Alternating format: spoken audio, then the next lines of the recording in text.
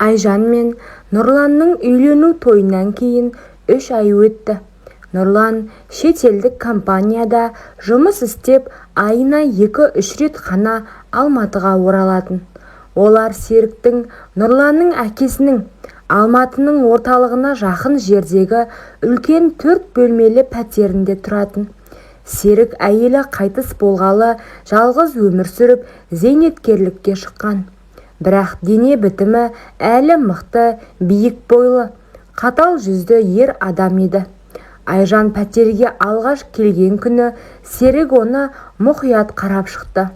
Жас келіннің нәзік иығы, тар шалбарының астындағы ұзын аяқтары мен жұмсақ күлкісі оның көңілін бірден аударды. Кешке дастархан басында Серік «Қызым, үйге қош келдің» деп Айжанның қолын ұзақ ұстады. Содан кейін кездейсоқ оның белінен сипап өтті. Айжан шошып кетті, бірақ ештеңе демеді. Жаңа отбасының алдында ұят болады деп ойлады. Серіктің көздері сол түні ұзақ уақыт бойы жас келіннің денесінен айырылмады. Нұрлан тағы да іс сапарға кетті. Пәтерде Айжан мен Серік екеуі ғана қалды. Серік әрбір мүмкіндікті пайдаланып, келінге жақындай бастады. Таңертең Айжан кофе қайнатып жатқанда артынан келіп, «Суық түсіп қалма» деп екі қолын белінен құшақтап, денесін өзіне тартты. Саусақтары біртіндеп жоғары көтеріліп, кеудесінің астынан өтті. Айжан қызарақтап, «Әке, не істеп тұрсыз? Жіберіңізші» деді. Бірақ Серік күліп, «Мен сенің әкеңмін ғой, қорықпа» деп жауап берді. Түнде Айжан өз бөлмесінде жатқанда есік ақырын ашылды. Серік кіріп, «Ұйқың келмей тұрма?» деп сұрап, жатын орнына отырды. Қолы жас келіннің артқы жағынан бастап, жылы терісін сипай бастады. Айжанның денесі дірілдеп, бірақ қорқыныштан дауысы шықпады. Айжан бір күні ұзақ уақыт душ қабылдап, ыстық сумен шаршап шықты.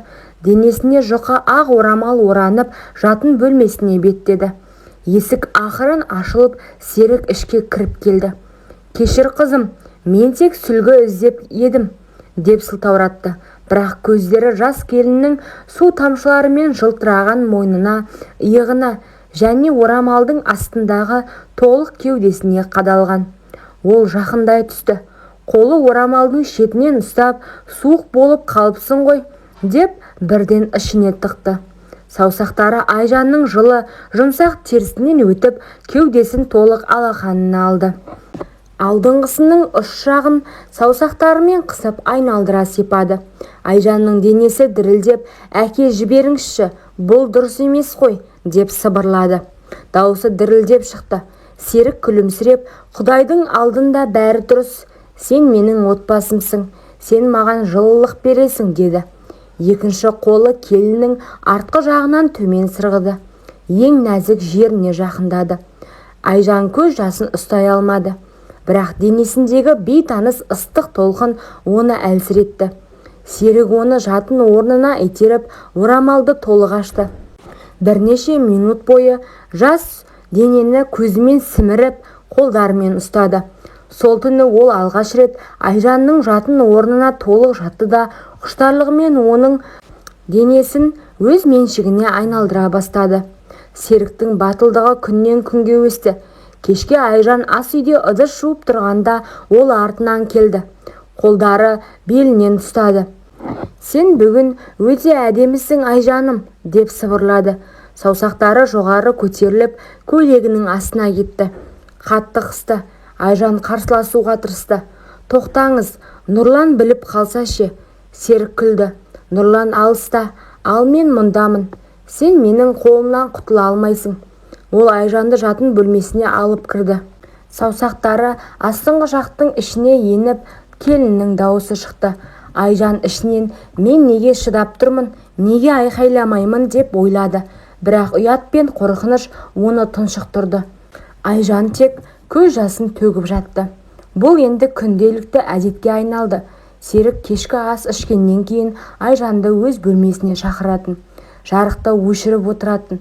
сен маған өмір қайтардың деп сыбырлайтын, қолдары бүкіл денесін шарпитын. Айжан енді бәріне үнсіз көнді. Денесі кейде өз еркімен жауап беретіндей болды. Ішінде өшпенділік пен мәжбүрлі ләззат араласты.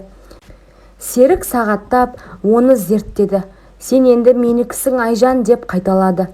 Түннің бір уағына дейін жалғасты. Айжанның беті солғын тартып, көздерінің асты көгерді. Нұрлан бір рет күтпегенде оралды. Әйелінің денесіндегі көк іздерді, мойнындағы тістеген іздерді байқады. Бұл не, Айжан? Сен маған не жасырып тұрсың деп қатты сұрады. Айжан құлап қалдым, ештеңе емес деп өтірік айтты. Дауысы дірілдеді. Серік ұлына әйелдердің әурешілігі ғой, балам деп күлді. Бірақ сол күні Серік Айжанды қаттырақ ұстады. Бұл енді жаза еді. Ол келінді жатын орнына апарып, үндемесең ғана жақсы деп қорқытты. Айжан ауырсынып жылады, бірақ шыдады. Серік енді күндіз түні тыныштық таппайтын. Пәтердің есігін жауып, Айжанды диванға, асхана үстеліне, тіпті жуынатын бөлмеге дейін апарып емденетін. Киімін толық түсіріп, қолдарымен, тілімен бүкіл денесін шарпыды. Сен менің әйелімсің енді деп қайталады. Айжан ішінен мен бұдан құтыламын ба деп ойлады. Денесі кейде мәжбүрлі түрде жауап беретін. Серік оны өз мүлкі деп сезініп, сағаттар бойы ойнайтын.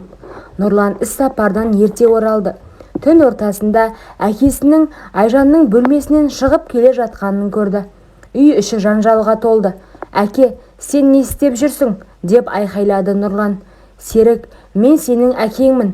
Сен маған тәрбие бере алмайсың деп қарсылық көрсетті. Айжан бұрышқа тығылып үндемеді. Сол түні Серік соңғы рет Айжанды мәжбүрледі.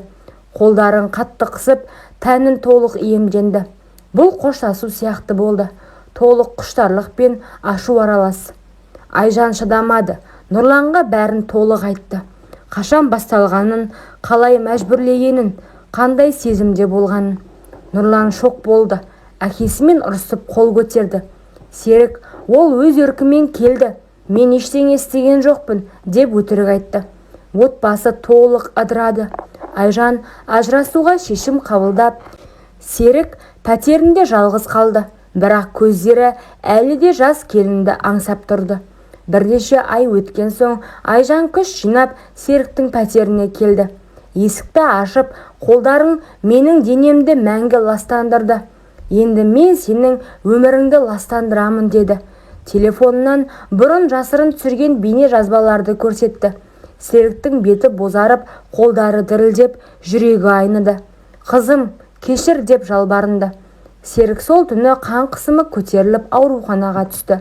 Айжан есікті жауып шықты. Көшеде терең дем алып тұрды. Өткен қорлықта мәңгі ұмытпаса да, енді ол еркін еді. Жаңа өмірін қайта бастады.